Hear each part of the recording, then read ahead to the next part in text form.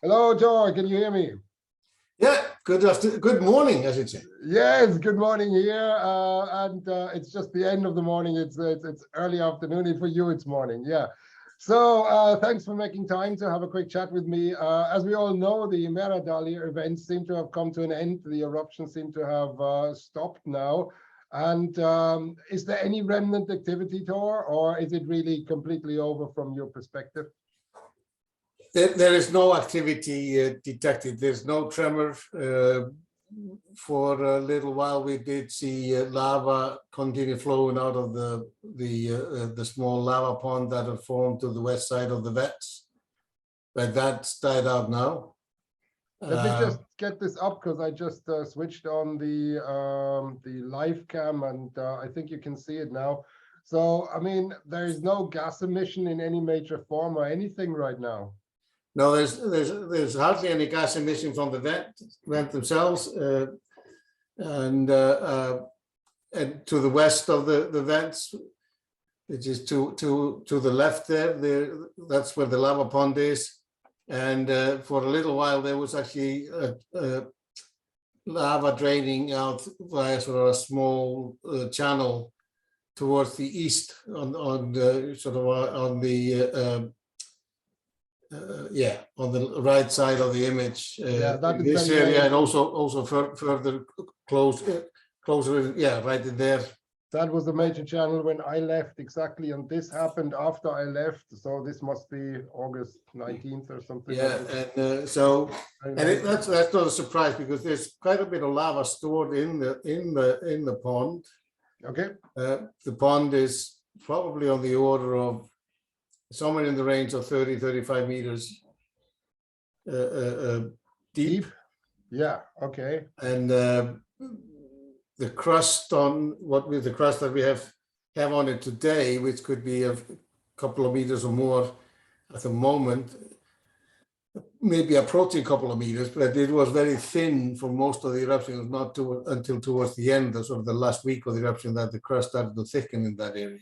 Yeah, so that also means it's still very kind of dangerous to go to the vent directly over the lava field, I would think. Or do you think it's reaching thicknesses that people can start walking on?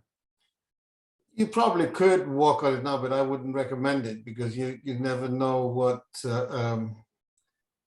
going on in the pond itself. You might have some convection. It might create some weaknesses in the crust, which could either, it could break up and it will breach, so that you can get actually molten lava out. This is something we don't know, but gradually, this will cool down and the crust will get thicker.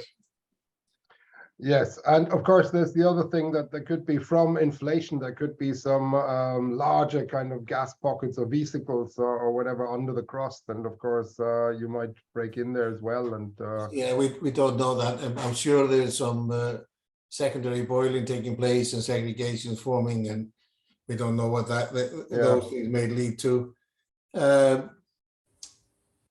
Yeah, otherwise it's pretty quiet up there. And one of the things we're thinking about is, so early next week, we're going to do our grid mapping again, just to get sort of roughly the final volume of, the final volume of the lava flow field as it stands now. And then we may possibly wait for a few months and do it again, just to see if there's any compaction. I would expect that, at least from my gut feeling, that there will be some compaction and sinking, and of course, absolutely. I mean, for example, in the descriptions of the Laki eruption, the Laki lava in some areas actually reduced its height by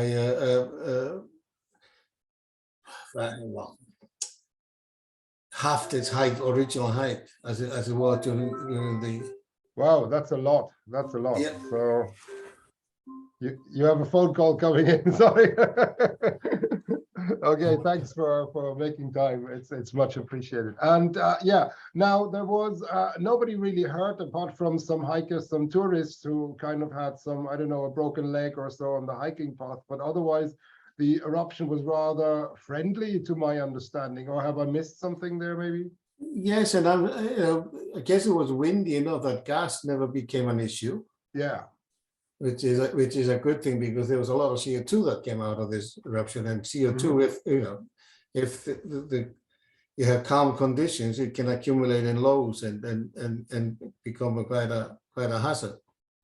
Yes, I was worried about that. I mean, you kindly provided these gas meters that the team was using, and the little orange boxes for those people who've seen some of the YouTube videos, the little orange boxes which you wear in the lower part of your body in order to ensure that you get a warning if there's a gas trap below you and you're walking through it, that you're not kind of accidentally putting your head into it. So you can't smell. There's no smell from CO2. Exactly. So, and this is of course one of the most dangerous things. I know that in some of the previous eruptions in the Canaries, that is how people died. This is not so much that lava caught up with them, but it's actually that they ended up in gas traps, unwillingly, involuntarily, just by accidents. And this is of course very dangerous. Now, the other thing is, of course, infrastructure is an issue in the area. There are several important infrastructural settings there. There's a big airport, there's the power plant, and there is also the Blue Lagoon.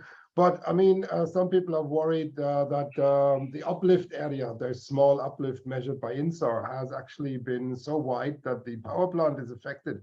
Do you think there could be any issues, not directly from lava, but from uplift? Could there be earthquakes or so that could actually be a problem for some of the infrastructure? Or are people getting a little carried away? Is this uplift so small that it's not a real threat?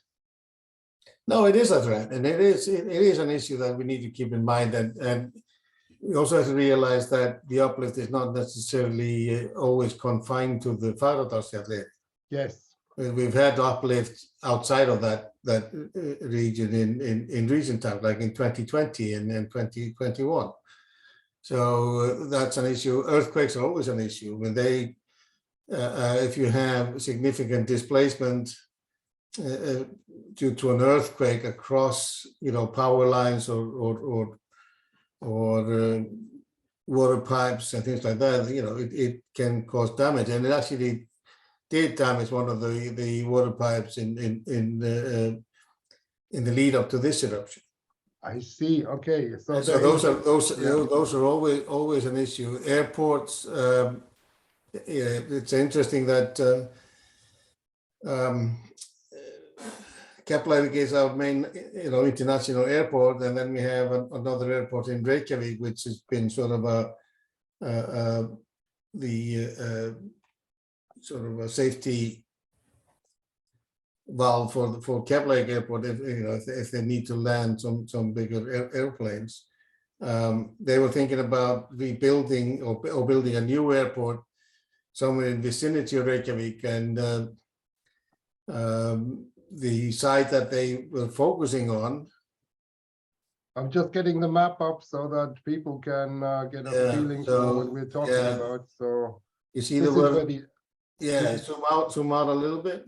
Yeah, this is where the eruption site is, and this is where Reykjavik is. Yeah, and then you point Keflavik Airport. Keflavik is up there. So they were thinking about, you see the word Almenningur there, just west of Reykjavik. Where's that? Slightly lower down. Almenningur, yeah.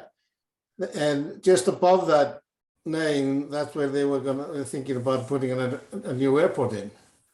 Oh. Now that is in, we've demonstrated with our lava flow modeling that, if there's eruptions continue in the Reykjanes Peninsula, which is very likely because we're getting into a new eruption period, and we have eruptions on the Krýsuvík lineament, which is just west of Kleifarvatn there. And right in there, then there's a very good possibility that lava would flow down and over the area where they're planning the new airport. So I think the authorities and those, those companies that have interest in these things, I think they're sort of realizing that is not a viable option. It's too risky, basically. Yes, I mean there is historical lavas also.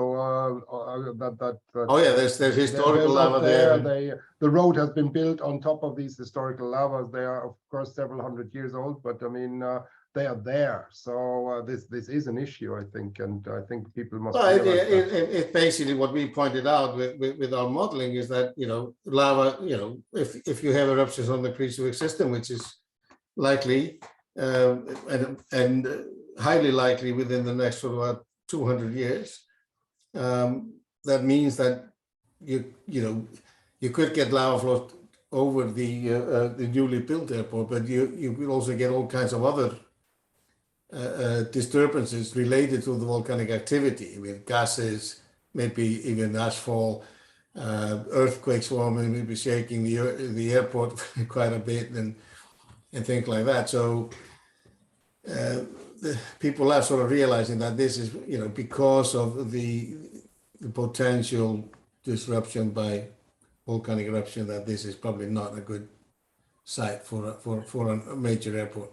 What is your feeling? Where would be a good site? Would you think east of Reykjavik, northeast of Reykjavik, or so? Would that be out of the Reykjanes kind of danger zone in inverted commas, or? This is a very, delicate question. I'm not an expert on wind conditions and things like that, but all the other sites that people have looked at, which were just east of Reykjavik, the wind regime was not favorable for airports. Then they had some, even building it out into the sea, but there's issue there with stability of the fill and things like that. So they did not really recommend the committee that actually went through this did not really recommend those sites for an airport. Of course, the most sensible option, as right now, is to just maintain the Reykjavik airport, build that up so it actually will be sufficient, at least as a safety valve for Keflavik. Yes, yeah, that makes sense. I mean, I remember, but still, that's you also have to think about even Reykjavik airport is also within the same zone as Keflavik airport. It can be equally as affected by volcanic eruptions as Keflavik can be, especially in eruptions in Reykjanes Peninsula. So I think we need to think outside of the greater Reykjavik area in terms of guaranteeing that we have an open, how do we say that, sort of a guaranteed access for international flights into the country. Yes, I think, well, there's smaller airports in other places, in Akureyri and also in Eastern Iceland, but I mean that they're not quite ready for international transport airplanes of the large dimension, if I understand. You can lend them there now, but they would need some improvement. But you do have airports there. Yeah, and it's easier and cheaper to build up facilities around existing airports and then enlarge those and start a new one. I mean, that's, like, again, I'm not an expert in how you build an airport and things like that, but as I understand it, the process of building a new airport from, start to the end is on the order of 15 to 20 years. Okay, yeah, I don't think that's a sensible option in this sense. Then I think it's certainly more realistic to build up the Reykjavik airport, because what you really need, if all of them can be affected, then I guess it's a probability game. It's very unlikely that all of them are affected simultaneously. So you would think that if one of them is affected, the other one might be open. So you want 2 or 3 airports that in a crisis situation, at least one of them is not affected, then by probability arguments. But no, you never know, of course. But I think from at least from a volcanic standpoint of view and earthquake hazard point of view and things like that, it's very unlikely that if you have a second international airport, like for example at Egilsstaðir in Eastern Iceland, where I think you can build up actually a reasonably large airport, then that is a totally different area or district in terms of volcanic and seismic hazards. So, so at least from that point of view, from volcanic eruption point of view and earthquake point of view, Keflavik and Egilsstaðir would never be affected at the same time. Very unlikely. I agree with you. Yeah, but there could be other factors that complicate, these kind of things like weather or whatever. But that's for others to say how good these things are from that point of view. So it's clearly a fairly complicated issue, but it is an issue that Iceland needs to address if we want to guarantee access in and out of the country by aeroplanes and in emergencies, yes, and which is quite becoming very important for us, not only in terms of tourists. The tourists are very important in that context, but it's also in terms of export, like fresh fish export and things like that. So there's a number of issues that we need to think about, and the income that the nation has just from having the airport, international airport, is huge. I mean, it's a lot of money that this generates, and then you don't want that to stop. You also have to think that certainly for the 2021 eruption, and to a certain degree also the 22 eruption, tourists come and want to see the eruption if it's a harmless eruption, if it's a friendly eruption. And this is also a huge income boost. It's a big kind of source of revenue for Iceland.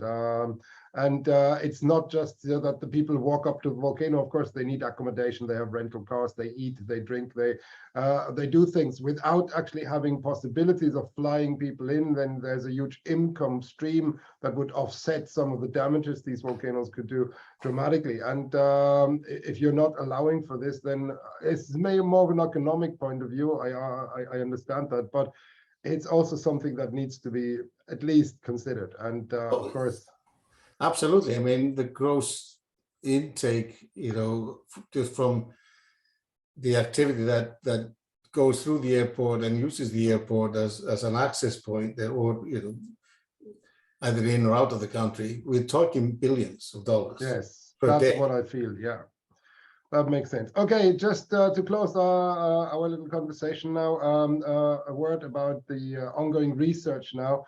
So I understand sampling has been done and is on the way for geochemical analysis. I'm quite excited about this personally. I want to find out how it continues, whether it's a continuation of the magma of last year or whether there's a new pulse of magma and things like that. And hopefully geochemistry and petrology will tell us more about this. And then, of course, I mean, we also, as you hinted at, want to know about how the lava field evolved and how it will evolve from now on. And there is some exciting things going on.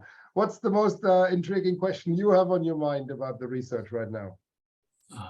Well, there's quite a number of them.